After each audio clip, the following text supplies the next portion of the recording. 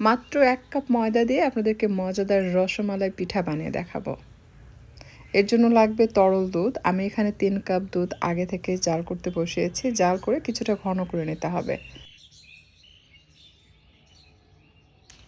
যখন ঘন হয়ে 2 কাপের মতো হয়ে আসবে সেই পর্যায়ে অ্যাড করতে হবে ঝোলা গুড়, অর্থাৎ লালি যেটাকে বলে, বা যে গুড়টা হয় যে একটু লিকুইড সেটা।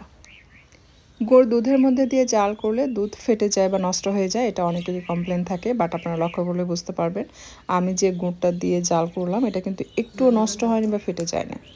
তো যে পেজ থেকে আমি অর্ডার করেছি সেটা আপনাদেরকে একটু দেখিয়ে দিচ্ছি। এখানে যে নাম্বার দেওয়া আছে এই নাম্বারে আপনার ফোন করলে কিন্তু এটা আপনি কালেক্ট করতে পারবেন। এদের গুড়গুলো খুবই সুন্দর, গরম দুধে দিয়ে জাল করার পরও দুধগুলো নষ্ট হয়ে যায় না এবং ফ্লেভারটাও অসাধারণ। একটি মিক্সিং বলে আমি প্রথমে হাফ কাপ নিয়েছি গুঁড়া দুধ এবং হাফ কাপ ময়দা নিয়ে চেলে নিচ্ছি। বাকি হাফ কাপ ময়দা আমি একটু পরে দিচ্ছি।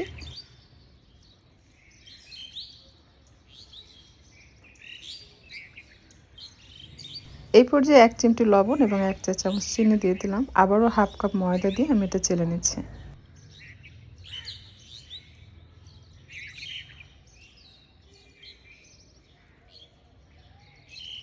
সামান্য ঘি দিয়ে দিচ্ছি। এরপর সব কিছু আলতো হাতে মিক্স করে নিতে হবে। একদম দলা পাকানো যাবে না, জাস্ট আঙুলের সাহায্যে আলতো করে মিক্স করবেন।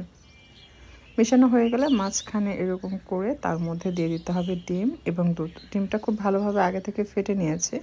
সম্পূর্ণ ডিম আমি এখানে অ্যাড করলাম আর দিয়ে দিচ্ছি তরল দুধ।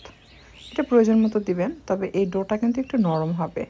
এরপর যে 1 চা চামচ বেকিং পাউডার দিয়ে খুব ভালোভাবে মিশিয়ে নিচ্ছি। মেশানো হয়ে গেলে ঢাকনাতে ঢেকে 10 মিনিটের জন্য রেখে দিতে হবে। এরপর ঢাকনা খুলে হাতের মধ্যে একটু তেল বা ঘি লাগিয়ে ছোট ছোট গোল গোল করে মালাই চাপের শেপ দিয়ে এটা তৈরি করে নিতে হবে। এটা দেখতে পাচ্ছেন এটা কিন্তু বেশ নরম। একটু নরম যদি হয় তাহলে এটা বেশ ফ্লাফি হয়। তবে মোটামুটি হাতে শেপ দেওয়া যায় সেরকম করে তৈরি করতে হবে। বেশি নরম হলে কিন্তু শেপ দেওয়া যাবে না। মিডিয়াম থেকে কম আঁচে রেখে তেল গরম করে নিতে হবে। তেল হালকা গরম হলে একটা একটা করে মালাই চাপ দিয়ে গোল্ডেন ব্রাউন হয়ে আসা পর্যন্ত ভেজে নিতে হবে।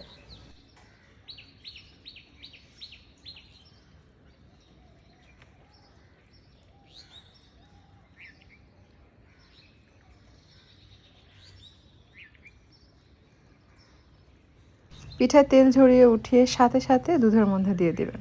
এ পর্যায়ে দুধ হালকা গরম ছিল, খুব বেশি গরম কিন্তু না, আবার ঠান্ডাও না।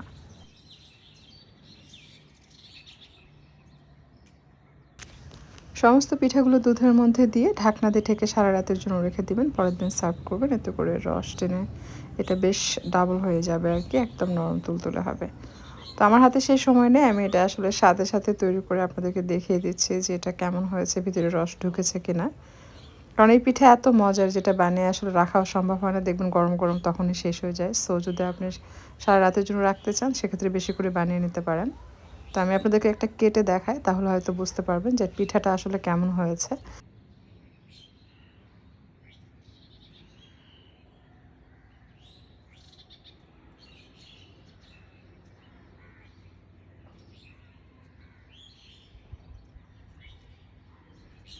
তো পিঠা যখন আপনি হাতের মধ্যে চাপ দিবেন তখন দেখবেন যে এরকম রস বের হয়ে আসবে। এটা থেকে কিন্তু বোঝা যায় যে পিঠার ভিতরটা বেশ ফ্লাফি হয়েছে। সো ট্রাই করলে কমেন্ট করে জানাবেন কেমন লেগেছে।